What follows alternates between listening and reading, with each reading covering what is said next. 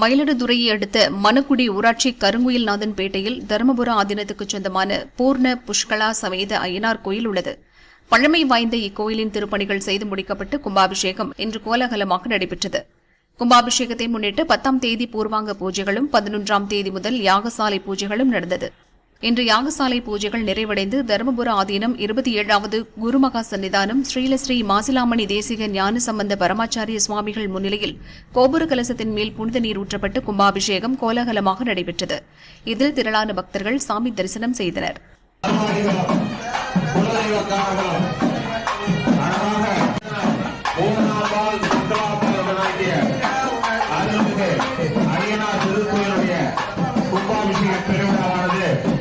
இன்னும் சற்று நேரத்திலே